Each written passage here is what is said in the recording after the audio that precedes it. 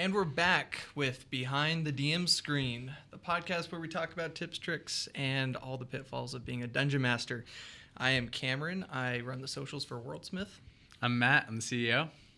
I'm Logan, one of the developers. And we are the A-Team. Together, A-Team, we baby. make it happen. Before we get started, let's start off with a user question. Logan, you want to roll a D20 for me, and we'll see which question we're answering? It's a 9. A 9. Okay. Today's question is, have you ever killed a player out of spite?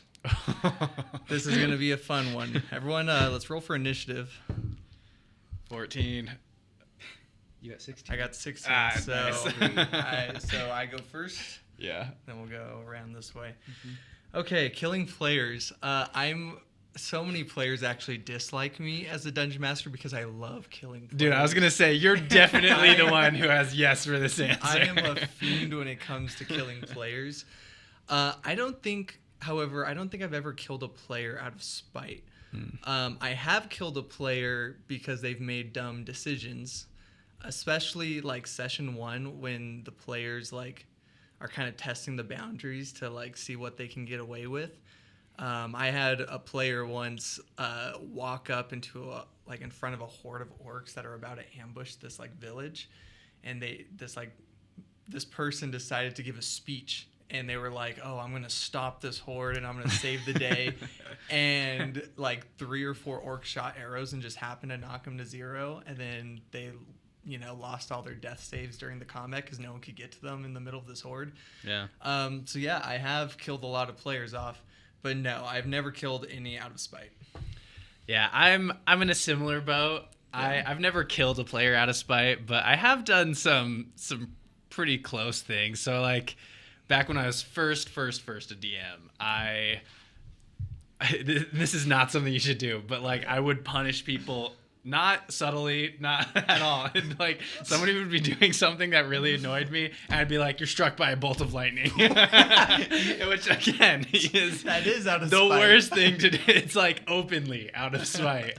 And I was like, "Yeah, here, roll damage," and like, but I mean. No, I'm not gonna justify it. So I did that, and then like there have been a couple times when I'll kill a player, and they also happen to be annoying me. So maybe like unconsciously, it's a little bit out of spite, Sure. but it also was justified by them doing something stupid, which is probably why I was annoyed with them in the first place. So you know what? Not out of spite, right? I'm in the right there. Yeah, I'd say so. I think when you have like players who recognize that the DM is against them or dislikes them in some way, it can feel really weird because like imagine like going through life and knowing like in real life that God is just like kind of after you and is just constantly trying to like make you unlucky or like things just don't go right for you. Check every door for traps because one of them could be there to kill you. Yep. Yeah. And it will be the one that kills you if you're the wrong player, right? So, Logan, what about you? Have you killed players? I don't think I've actually ever killed a player. In general. Just in general? Technically, so the reason I say technically is because it was one of those things where Like the player wanted to die? like what was it? Exandria Calamity, if you've seen that. Yeah. My players and I decided to do a similar thing where they made new characters to play through an apocalypse. So they all made these characters ready to die Yeah. and expecting to die. And so it's like, yeah, sure, a couple of them died in that. But like, other than that, I've never had a player die. Wow. But like, I'm a little nicer in that, like, if someone is on the ground rolling death saves and like an AoE hits them, I'm like, that doesn't seem right to be like auto failed. And like, yeah, I would make them auto fail so bad. I would probably be. I'm a little bit of a nicer DM in general. I think back when I was really young and figuring out how to be a DM, I had some bad things, but for the most part, I don't kill players very often. It hurts me sometimes when I'm like, they love this character and it has to die. But when I started playing D&D, my dungeon master was killing off one of our players like once every 4 sessions probably on average. And I was the only player who never died because I was super smart and was constantly cautious. And I felt like it added this element of value to my character, right? Where I felt like I wanted to protect my character by all means necessary. But a lot of DMs also go with your route, where it's like, this is group storytelling, so if a character dies, that's an important plot point. Like, that's something that should probably be discussed. And like, if you kill off a player, I just killed off a player, and we've been playing for like a year. And immediately after, they like texted me after the session. They were like, "Can I get my character back somehow? Because I really like them." And like, we'll figure it out, and like, we'll probably bring them back in a few sessions. But even with that apocalypse session that we did, yeah, I had a couple of players afterwards be like, "Hey, is there a way that somebody could have resurrected them?" Right. Or like, and I'm like, we went into this knowing they would die, and y'all are still, yeah. But it's fair, Still you know, clinging like, to it. I also think that the rise of like Critical Role and Dimension 20 and NADPOD, like all of these, like pretty much every D&D podcast that I know of doesn't really play the like recycling characters all the time. Like they're all for someone to change characters is like so extremely rare. I can only think of like twice. Yeah.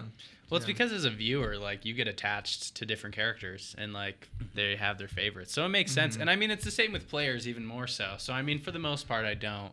On a similar note, though, I would say I do kill players a lot for important plot pieces, or like if a player's leaving the campaign, they don't have time for it anymore or something. Like, a lot of the time, it'll be a really big, like, Dramatic moment. like an anime death, you know, where like flashes back to their whole life, you know, like really, really, like they're making an amazing sacrifice or something, and it's like a really cool progress point for the story itself. So I think most of the time, if I'm killing a player, it's for like a really good story-driven reason like that. But sometimes players die outside of that. So Sometimes people just do really stupid stuff. yeah.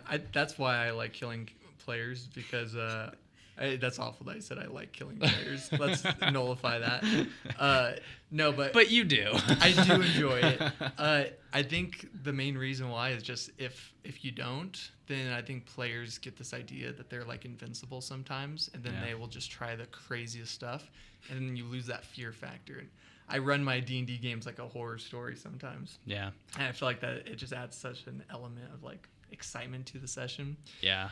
But anyways, we've been on this topic for a minute. I'm actually curious. Logan, you mentioned this calamity setting, and that ties into our topic very well, because we are going to be discussing homebrew settings. Everyone has done it here at least once, and it's something that is becoming more common as people get bored of the fantasy setting and they want to try something new. What has your guys' experience been with running homebrew settings in D&D? So I'll start this off, because so the calamity thing, that was just like a 2-3 session thing. Yeah. But the world overall is a homebrew creation. The biggest thing for me is metagaming is just such like I mean, I feel like the definitions change a lot. It's kind of a big term online, but to me, like, when a player sees a monster like a troll, and they're like, all right, cool, who's got fire? Yeah. Or acid. And it's like, that's not quite. Like, if your players wanted to know that, their characters really should have researched what they're going up against and what the animals are in the area. Like, and I don't mean to be like nitty gritty and all like that, but, you know, or at least, you know, they could roll a history check or roll, like, Totally. just having the player know that, and then above the table saying who's got this or this. As much as I am kind of okay with above the table strategizing, especially with newer players, I think that there's something to be said for in-world knowledge gathering. Yeah. And so when you make it homebrew, oh, hey, it just so happens on my side of the screen to look exactly like a troll, but to them, it's this or that. Yeah. Yeah. Yeah. No, I have this steampunky type artificer NPC, and he created what was called a cadaver collector. It was a monster. Oh my gosh. And I had found this monster online. It was a homebrew creation. And when I like threw this at my party, we have like, you know, the note taker, like ex-DM player who knows every monster stat block by the back of his hand. And when he saw this cadaver collector, I could see like his face go white, because he was like, for the first time, I don't know how to beat this thing, and I am terrified. And it was like a gruesome battle, and it was, it was scary, but for an experienced player, it brought some kind of excitement because they didn't know what they were up against. And WorldSmith also is great, obviously, at generating these monsters. So I found myself, especially for homebrew world settings, just like plugging in the setting prompt into WorldSmith, and it spits out a monster that's like in theme with that setting. Yeah, totally. I mean, that's one of my favorite generators to this day, the world generator. Yeah. Just because it's great for stuff like that. Mm-hmm. And like in my experience with settings in general, almost every setting that I've run a campaign in is a homebrew setting. Like, it's very rare that you find me running something from Forgotten Realms. Well, or it's something kind of like hard that. to like know what's in these settings. Totally. But if you make it yourself, then you know it's easy. what's in it. Yeah, it's the beauty of homebrew in general, right? Yeah. So I mean, and plus, like, if you want to get really, really nitty gritty and like do crazy things with your setting, you can. Mm-hmm. Like you can have calendars fleshed out where like these events are happening one way or the other, and people can just stumble into things. Yeah. And that's awesome. Or like there are all these crazy NPCs and factions, and your players may never even run into them, but like there's something really cool and refreshing about just having it there. Yeah. Which is also there in like pre-made sessions a lot of the time, but it's different when it's like something that you made and there's a reason for you to be excited about each and every one of those groups. Sure. I feel like it's also so much easier to improvise off of than a pre-made thing. Yeah. Totally. A pre-made thing, maybe it, your players, take a left turn when they should have gone right. Right. And the setting does have a thing for it, but you don't know the setting well enough to know that thing. And so all of a sudden you're improvising, and then you go back to start prepping the next session, you go, oh crap, here's all this stuff. Right. Yeah. It's so bad. Yeah. I used to do like campaign modules pre-made, and I would play like 2 to 3 sessions of it because I buy the book, I memorize like chapter 1, and I'm like, I'm gonna do this right. You have to study, dude. Yeah. It's like prepping for a test. No, genuinely, it's so difficult to prep pre-made stuff, and so I found myself getting to like session 3, and then the players are like, oh, I want to explore this town on the map. And I'm like, wait, I didn't study for this part of the test. I don't know what to do. So I'm just going to make it up as I go. And I kind of turn it into like my own homebrew setting. Or there's like a D20 chance for like what happens in a certain setting. And it's like 1 out of 20 is this one thing. And then like 90% of the time the other things are going to happen. Yeah. And then that's the one thing that happens. And you just couldn't prepare for it, right? Yeah, no. I don't know what to do with this dragon that just pulls up on the party. Yeah. But going back to what I was saying before, just like with settings in general, like I love making my own setting too, just because I find it makes it really easy to like add flavor, add unique things that I know the party's going to be excited about, and like mechanics. So for example, one of my favorite settings that I've ever run was just like a simple kind of like pirate campaign where everything was like on the water. They had boat mechanics for like ship fighting and stuff like that, which I stole from like a really old like miniature boat game. What was it called? It was by WizKids. It was like, oh crap! I think it was like some boat. I forget combat game. You create like a little mini game out of travel. Yeah, you create a mini game out of it, and it's something that's really exciting, something that's new for them, and it's like, okay, all of a sudden this isn't just D&D, but like there's that, and then like you can decide what the magic level is, how big a world is, how expansive it is, everything's islands, whatever it is, and then all of a sudden like weapons, spells, like everything, you can just like throw in flavor. And it doesn't have to change any of the specific rules from D&D and like the existing spells and existing monsters, but you can just like change the way that they look or the colors or the sounds or like the way, just to make it so, I don't know, if you're like a pirate, all of a sudden Eldritch Blast is now like a gun or something like that, or like all of a sudden like this spell is like a spray of water or like fishes, cool. Like a stuff comes up. You can theme things how you want to, which can be really fun and exciting for the players as well. Yeah. So also with pirate campaigns, I feel like the progression is very easy to manage as a homebrew setting. Yeah. Because like you don't have to plan the other side of the ocean quite yet. Like Nope. maybe Yeah. there's like some stuff that's going on in the background over there, but for the most part, all you have to know is like there's 5 islands surrounding their current location. Yeah. Let's have those 5. And you can prepped. say what's on those 5 islands, and you're Yeah. like, "This is a scary island. Don't go there." Right, You know, yeah. like, and if they do, you know what? That's Kill the that, player, You know? kill the player. Out of spite. No, but yeah, no, it's true. But Yeah, I've enjoyed running my pirate campaign a lot. We've been playing for over a year, and yeah, the players are like, it's allowed them to try all of the subclasses that they never get to. Like you have Fathomless Warlock, right, or Swashbuckler Rogue. These are the subclasses that generally get forgotten unless you totally. put them in a setting that allows them to be used. Yeah. So you were talking earlier though about you've tried to do zombies. Oh yeah. Oh, yeah. 4 different times. I want to know what happened. Like, how did that not work? Because it seems like it could work. I feel like it could work great. Yeah. All of the players were clerics or something, or Well, when I think of zombies, I'm thinking like Walking Dead, right? Yeah. So I'm immediately wanting to put this in the modern setting. I want there to be like rifles that have like limited ammo, but these guns are super powerful and can like kill someone in one shot. And the issue with the D&D rule set, if you're trying to convert it into the zombie setting, is like once a D&D character is level 3, then it's like, wait, you can like cast a fireball or whatever, like level 5, and like it changes everything about Yeah. the system. It's not a gritty enough game for like Yeah. a good zombie. Which in that case, you would need to like just come up with your own classes to fit for that. Like Ranger, they're great at surviving, and I think a zombie campaign needs to have like resource management.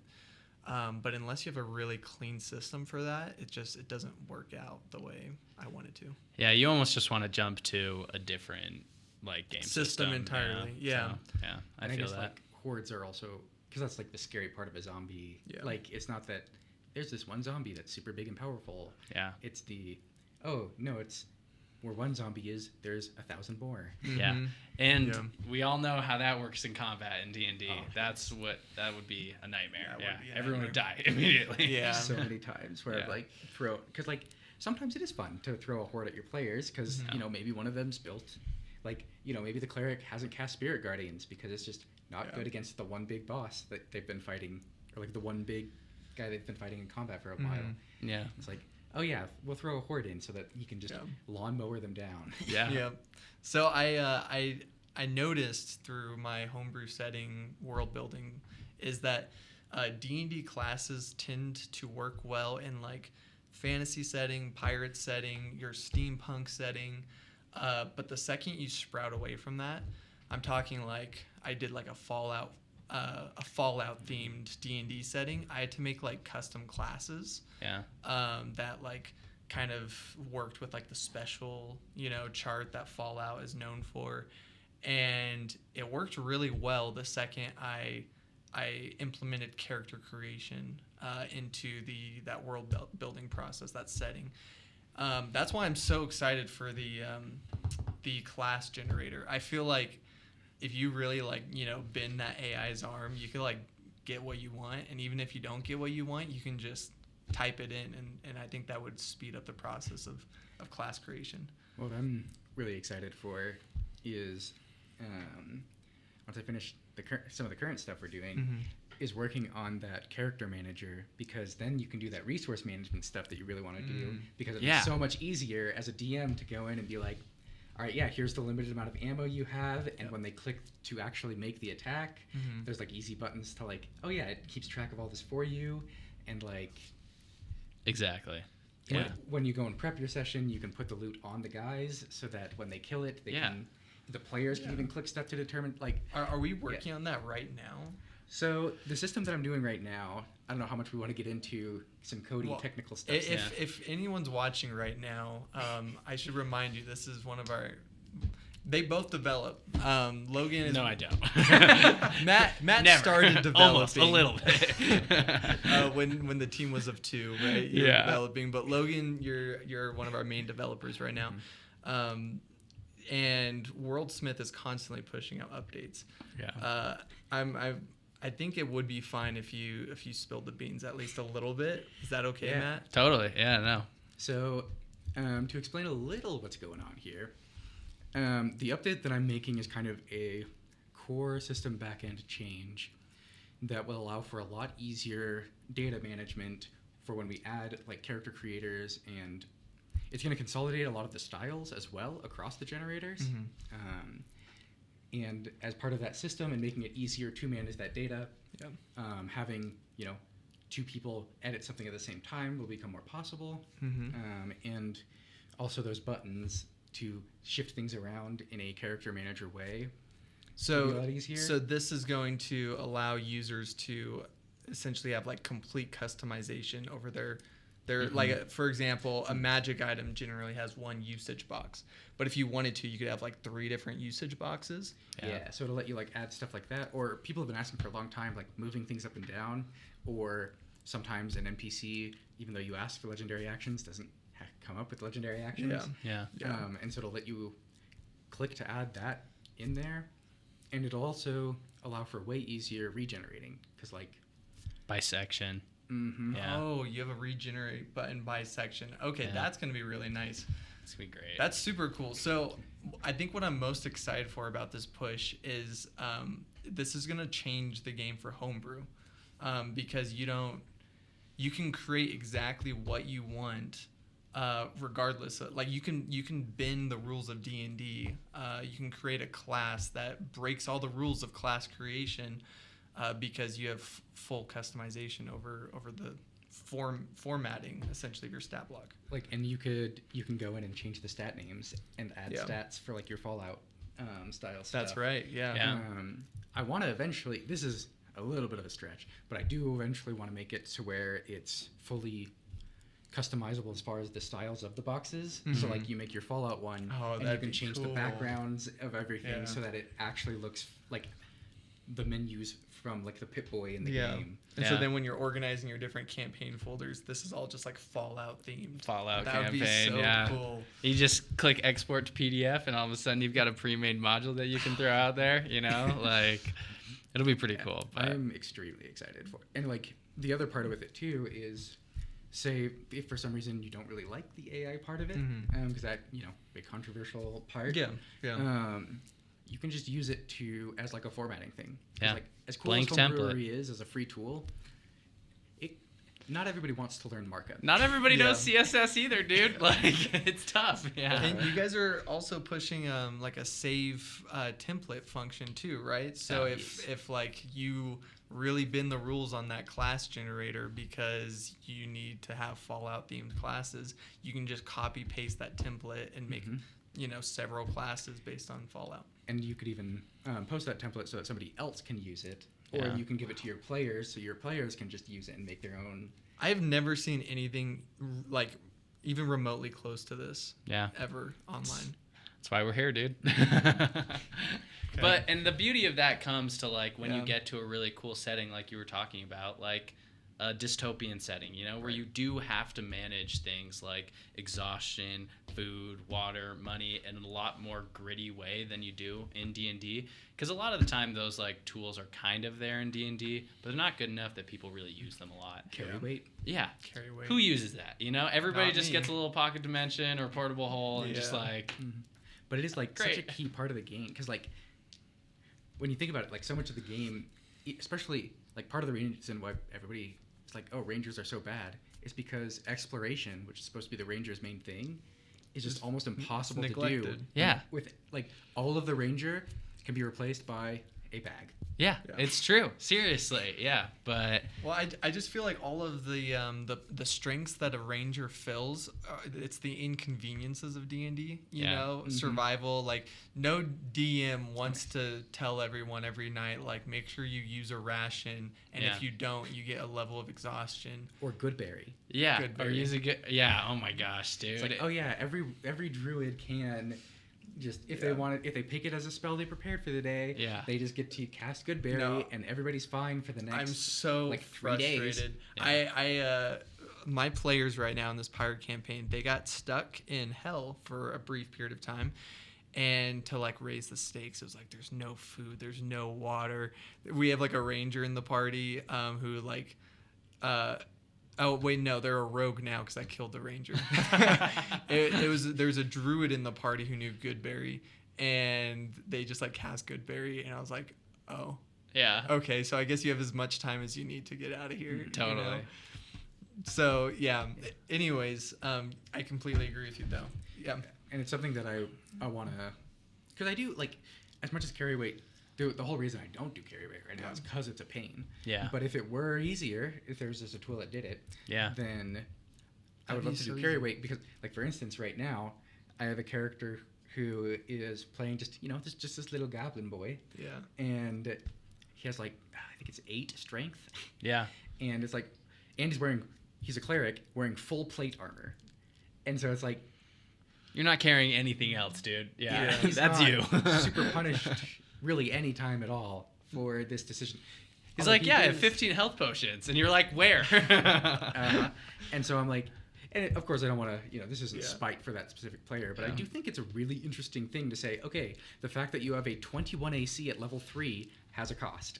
Yeah, that's true. I wonder if one day we'll see tables of players, like everyone has their laptop out with WorldSmith open, right? You have like your class. Do most of your players play on physical sheets? I'd say about half and half.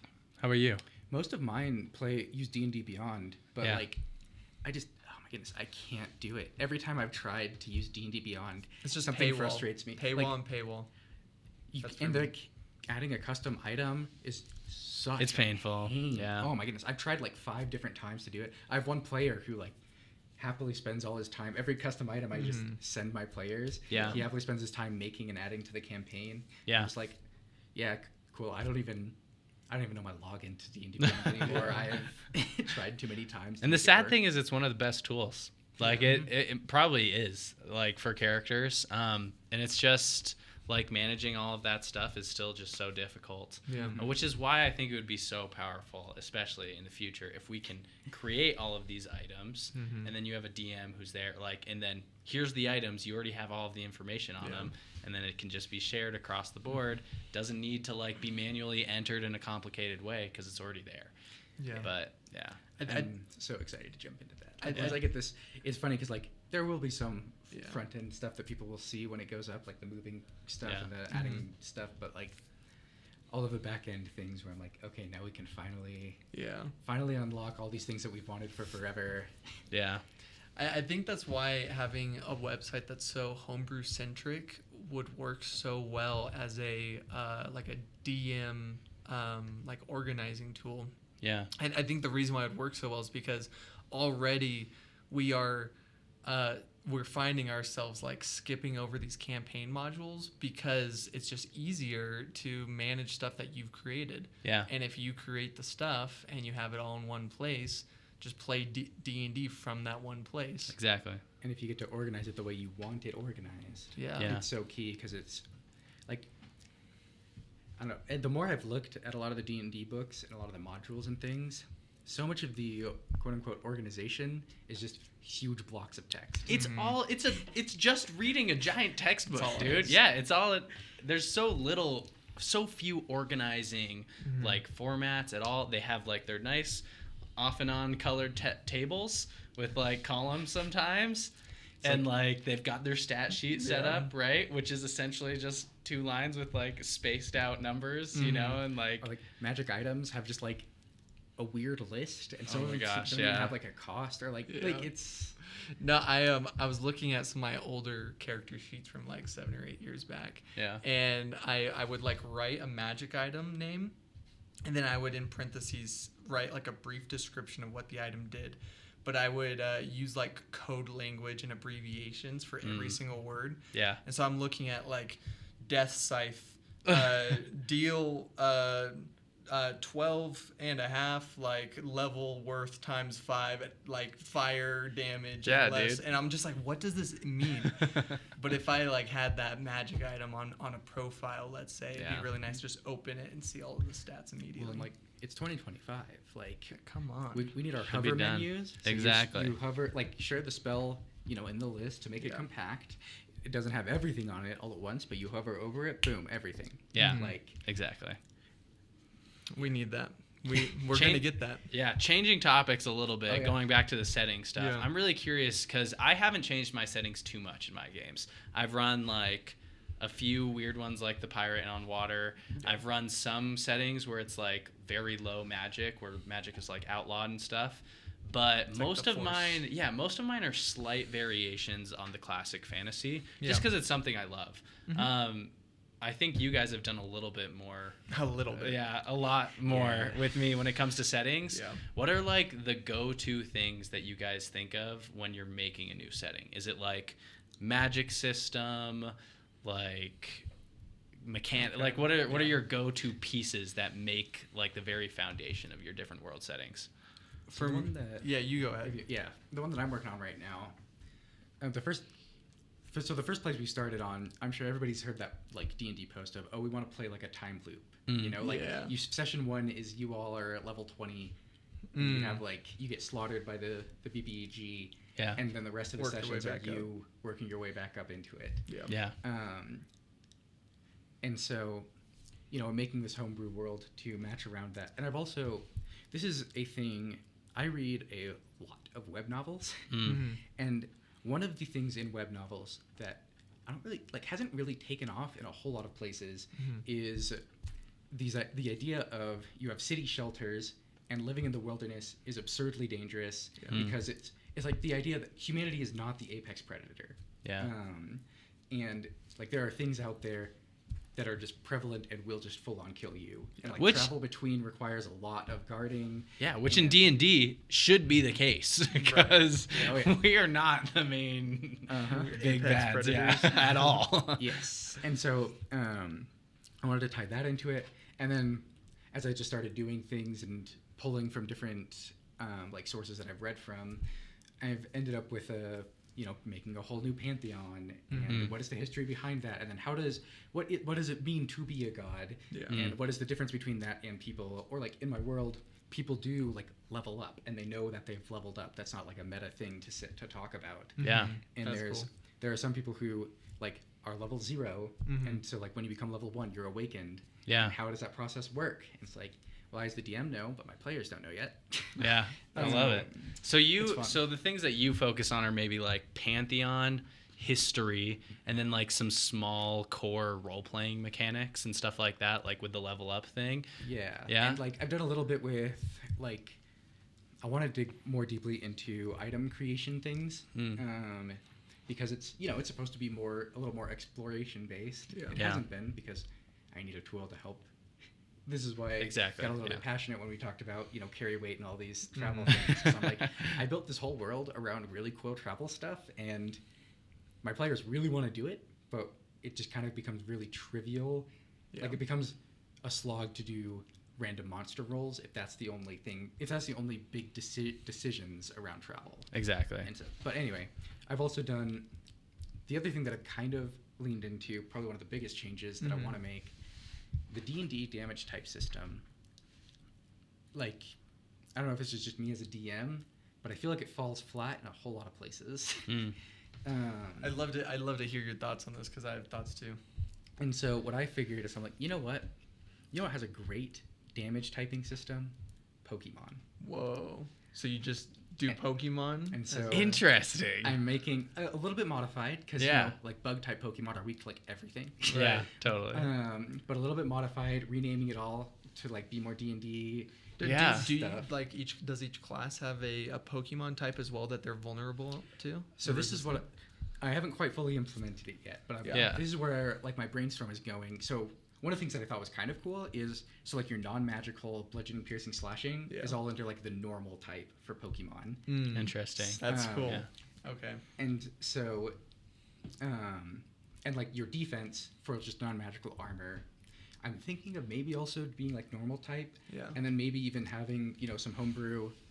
I'm thinking of either like spells or like magic items that for some sort of cost can like change what your typings are. Because I do like the idea, like Pokemon typings do kind of break down if you start doing like 3 types. Like it's kind of got to be 1 or 2 that you're picking, and you can't just let people change on the fly too much. But So like, how is that like different than the current like, hey, I'm resistant to radiant damage, and like, hey, Well, it sounds like blanket resistances and blanket vulnerabilities, right? yeah. yeah. 'Cause, So like, the biggest difference is in how many that different like creatures can have, as well Yeah. as discovering how many those have and how many damage types your players have available to them. Because when you actually go through the spell list, Then you need to balance your you party figure in out, another like, way. oh yeah, everybody picked a whole bunch of radiant, force, and necrotic stuff because that has the least resistances all around. Yeah. And it's like, okay, well that's not fun. I want That's meta. Yeah. like, Yeah. I want And my- eventually, like, magic items can just kind of eliminate a Yeah. lot of that stuff in Bypass general, it. too. I didn't even think about that. And so this is one where I'm like, hey, when it says resistant to bludgeoning, piercing, non-magical bludgeoning, piercing, slashing, it actually means something because it's actually, instead of, we're replacing that with these two types. And I think it's kind of fun. Like, I don't know if you remember first playing through a new Pokemon game and being like, oh, I don't know what any of the typings for any of these creatures are. yeah. Mm-hmm. And it's like, okay, so is ground super effective here? Yeah. And Yeah. like, Yeah. it's kind of a fun little puzzle You almost had to thing in combat. relearn it every battle kind of a thing. Yeah. Mhm. No, And- I like that. Figuring out what their typings are. 'Cause Yeah. it's like, oh, hey, this was super effective, but is that because it was these two typings or just this type? Or Yeah, that'd be kind of like another fun mini game for your players to try to solve. Yeah. And Yeah. also, the other part coming into it is one of my players is a blood hunter, Mm. and they just always pick radiant because they picked that subclass Yeah. that makes it radiant. Yeah. And it's like, now you should pick other stuff. Like Mhm. you get like one of the coolest things of blood hunter is you get access to like 4 or 5 different damage types you can Yeah. change between. Like Yeah. that's kind of sick. Yeah. Like let's Mhm. make that actually mean something. Yeah. Totally. I love that. Yeah. Yeah. So what were you gonna say? Well, I was gonna say when I go into like building a homebrew setting, I start by considering what's the most fun aspect of D&D. And for me, it was getting the player's handbook and reading through the class features for the first time, and considering like, okay, how can these abilities tie into the story of the game? Because I think combat plays a bigger role in the enjoyment of a game than we often credit it for, because abilities can be used out of combat. In combat, abilities dictate in a way of what the game is. And so when I go into like really pushing a homebrew setting, like let's say I have this Marvel version of Dungeons and Dragons, Yeah. I've created over 150 custom classes, and all of them are like level 1 through 20, super complex. You're acting like this is a hypothetical. He's done this. No, I've done It's that. real, yeah. I've done this. It's on my phone. I am slightly autistic.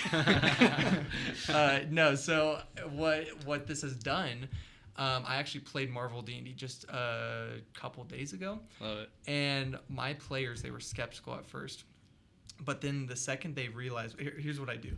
I don't let them choose which of these 150 characters they get. They have to, it's like a gotcha game. They have to roll dice to see which character you start as. Dang. And then once you like unlock this level 1 ability for the character, I don't tell you what your level 2 ability is, Interesting. because now they get to choose, let's say they get, I call them level up tokens, right? Instead of XP, instead of naturally progressing, you can earn level up tokens, and you can decide, do I want to buy a new character, which I would then have to roll dice to see which character is going to be my second character, and I could play both at the same time Yeah. as like a superhero team up, or do I invest points further into my one character and unlock my level 2 ability? What's my level 2 ability? I don't know, but we're about to find out. Yeah. And they became obsessed. Every single time I run this, I find players are obsessed with character growth and like getting new abilities and being able to do new things in the game. Yeah. Like think about when you play video games, how fun it is to like unlock a new ability on the skill tree. Totally. I love skill trees. What I'm right? hearing here is your DM style is like you're playing a roguelike. I'm playing a you're video unlocking game. new Yes. abilities, you're randomizing it, and like when Yeah. you're dying all the time and coming back stronger Mhm. or like with new knowledge. Exactly. And at the very least, if you're not like creating custom classes, create a custom magic item that develops and grows as the player levels up. Yeah. Give them some kind of hidden motivation to continue playing the game, and you'll find your players are just like more and more excited every single session because what could they learn next, you know? Yeah.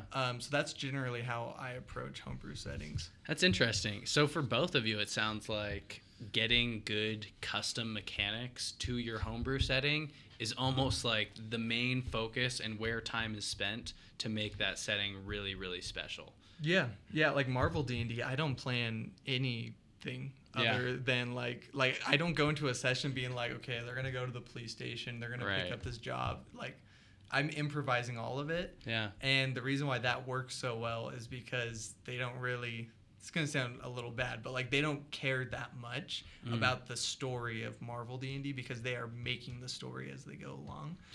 So I'm gonna push back on these ideas because I don't do this. Yeah. So and you like just have that pirate campaign. Yeah, right? I've had a few different like campaigns, but they're almost always within the bounds of like the majority of the combat or like mechanics that D&D has in general. Yeah.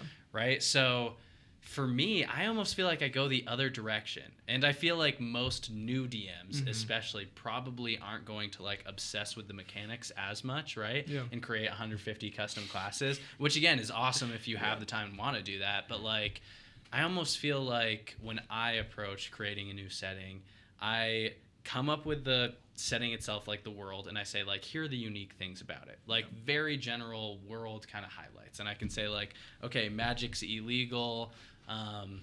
1 in every 5 people has magic, and then like, and the whole world is like based in this kind of a like, I don't know, it's like an earth plane or something like that, you know?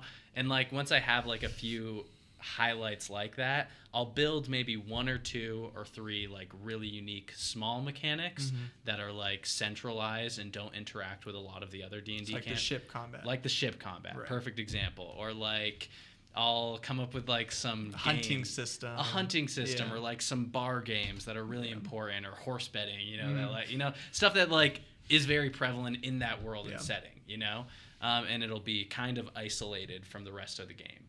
And then the other stuff I come up with is a lot more like role play heavy, like lore, history, like those kind of things. And then I just like say like, all right, here's like the same D&D classes. Like here, if you are going to run a magic like or a caster of some sort, you're gonna have to hide it, you know, and you're gonna have to do it here, right? Yeah. Or then I can like attach flavor to those things. And like that's the way that I do it a lot of the time. But it's still very reliant on the rules. It is still very reliant on the rules, and it's not changing the heart of D&D. Yeah, I think I agree with you. I think like that's how I've run like my pirate campaign, for example. But once you get into a setting where it requires where a cleric, right, just doesn't make sense in that world setting. Right. I would rather make my own classes and subclasses than like say ban a class. I don't want to restrict my players, but also at a certain point you have to ask yourself like, am I still playing D&D if there's no Dungeons or Dragons? Right. And part of me thinks the only reason why I use the D&D rule set is because that's what I grew up with. But it works. And it's a great rule set. It works well as like a skeleton for a game. Yeah. Well, I mean, I also think like a D20 based system. I don't know how mathy you all get with it, with like what like challenge or I forgot the word, but like what the DC is. There we go. Sure. DC. Yeah. But like where the fact that every 1 increase is a 5%. Yeah. How hard it is, like. That's just really nice math. It is. Yeah, it is It's very beautiful. nice It's really easy to like even instinctually get. Yeah, you said if they're doing this thing, 50-50 chance, you know, boom, easy, right? Yeah. I was going to do a small side tangent. Yeah. I was going to ask, so you did this low magic campaign. Yeah. And I'm really curious, how well did that work for you? Did your players pick lower magic, or did one of them be like, nah, I still want to be a wizard and I still want to They like, totally hide this? picked still magic. So honestly, it was a similar mix to like what you would see in a regular party. I actually loved this. So like certain parts of the world, like especially in big cities and stuff, there would be like magical. So there was magic, but it's most like magic was government-owned illegal. magic. Government, especially, exactly. It's literally Star Wars. You have the Sith Lords ban the Jedi. Exactly. Yeah. It's exactly that. And like so, like certain places you would go, if you cast a spell, like you would glow. Like hours or something like that, right? Yeah. And it was like the higher level spell, the higher, right? And like depending on the spell type, it would be like a different color or whatever, right? And that just like wouldn't go away for an hour, no matter what, unless you like left that area. And it's like, it was really, really interesting to see people like weigh those big decisions. Like, if I do this, I'm probably going to get in trouble. Yeah. And I'm probably going to get caught, and it's probably going to be really bad. And like having to pretend to like be members of the government so that they could do stuff like that, it made it really, really interesting, because you need magic in order to have a really good high level player. Yeah, you just can't avoid it, any of the classes. So it was really fun. Yeah. So is it, because like the thing that comes to mind for me, like the biggest problem, and this comes in with what you were saying about the pirate, you know, cleric doesn't really fit, but it's not like you're going to ban, you know, I mean, maybe there is, you know, some sort of sea god that, you know, they're storm domain cleric or whatever, it could be cool. Yeah. But like, did you ever feel like, or how did you manage it, making it so it didn't feel like the world was against your players for the choice they made in the class? Like what, as in the choice that they made for their class, right? Yeah, like if they chose like a wizard and they're getting screwed over. I made it very clear to them beforehand what the circumstance was, right? Because spellcasters are naturally just stronger. They're just better, right? Later on, Yeah, a level 20 spellcaster, always going to be better than a martial fighter. Right. Like, unless you're really good at min-maxing, right? So, I mean, it was just a lot of they knew what they were getting into, and they chose to take the risks, right? And I wasn't making it so punishing that, like, they were constantly going to jail and, like, dying and stuff. They were still able to use magic, but it was just harder. Yeah. I guess it would just equalize a bit, like, the martial magic. Because it's like, oh, it yeah, did. The fighder doesn't care who's in... like, they still get all their stuff. Yeah, but exactly. The wizard really cares, or the druid even. Yeah. I don't know, But I think, like, going back to the thing again, like, when it comes to world building, like, that's a little bit more of, like, the approach. I would probably, if I had to recommend for, like, most people, I would say, even with your comment about the clerics for pirates, like... Well, I think clerics fit fine in pirates. In Marvel D&D, not so much. Cleric for Marvel, like, right? Like, play as Tony Stark or a priest. Exactly, right? But you can make the flavor change, right? So, like, I would say pick some things that you really love that would be a unique story for you and your players, right? And then depending on how much time you have, like, build off of that. If you only have time for one cool mechanic, find a really cool central to the story mechanic that you want to build. But if you have time to build out all those classes, like, do it, because that's stuff that's really exciting to a player. Like, players love that initial process of, like, going through and getting excited about it, but once you've built enough players, you're like, I'm going to do this, it's going to be this, it's going to be this, I know exactly what I'm doing. Whereas if you throw in a couple, or maybe you have only your new classes, and then everything else is the same as D&D, like, that's still super intriguing and fun for them. Like, just do something unexpected, you know? Let your players be excited about not knowing what's going to happen in the session. Yeah. Because at a certain point in playing D&D, it's just so predictable, unfortunately. Yeah. And you kind of have to make your own fun with the players at your table. And that's exactly what a homebrew setting is for. Getting rid of the unpredictability. It's the DLC to a video game you love. Exactly, yeah. Yeah. Well, yeah, I was just going to compare it to, like, Baldur's Gate 3 released data on... I kept trying to remember it, but, like, there was some absurd stat, I think, like, a month after release, on how much time was spent in character creation versus the actual game. Yeah. And it was, like, way more people had spent way more time just building a bunch of different characters and classes. I believe it, dude. Yeah, totally. No, that's me. I think I've restarted the game like 4 or 5 times just so I could make a new character I really loved. And then you had the DL, like, and then they're so mod friendly that you have all sorts of mods for different classes and mechanics and things to add on to it. It's And I mean, just think about when you are most focused as a player, right? When are you putting in the most effort and brain power behind your D&D session? In the whole, like, 4-year session, it's when you're creating your character and when you're leveling up, right? That's when you're thinking the hardest and is focused and, like, really researching and all that stuff, right? So I guess to throw that, you know, we always want more DMs in the community. To throw the bait out there, if that's the thing that you like the most, that's what every session as a DM is that, you know, that same feeling of the level ups and things. Character creations. I concluding this podcast, I'm going to do a shameless plug. because I'm challenging our viewers to create your own homebrew. Okay. On our website, we have a new function where you can share, like, and save other people's creations. You can even edit them as your own. My challenge for you guys is, and this goes for you guys as well, I want you to be publishing your own homebrew, but this week I want you to think of a theme, okay? So on our socials, we have a weekly competition, and we're actually doing a How to Train Your Dragon themed week. So any How to Train Your Dragon themed creations I see on WorldSmith, I'm going to upvote the heck out of that. I'm going to make these guys upvote the heck out of it, and I'm going to post it on our socials. So go out there and make some homebrew of your own. It's the best thing. It's the most rewarding thing you can do as a dungeon master, and it genuinely helps you run your games, because if you know how to make stuff, make your own custom creations, then you know how to play those creations. Yeah. So, and it doesn't just have to be the dragons or it the doesn't NPCs. have to be dragons. I want like make Mario. the land of Berk. Yeah, make Berk. Legend of Zelda. Yeah. Make whatever. But for How to Train Your Dragon, yeah, you can make any magic items, right? For armor. Toothless's scale armor, That'd be right? The so flame cool. sword, the like gas, like all this stuff. Yeah. Mechanics for riding a dragon. Exactly. Yeah. The riding in combat on a dragon. Yep. Oh my gosh. Yeah. That's one. Just to up the ante, if you make the best How to Train Your Dragon themed creation next week, I will give you $5. $5 whole. It's a free WorldSmith account That's for a a month. free WorldSmith month subscription. Come on, do it. Yeah. Anyways, thanks for watching.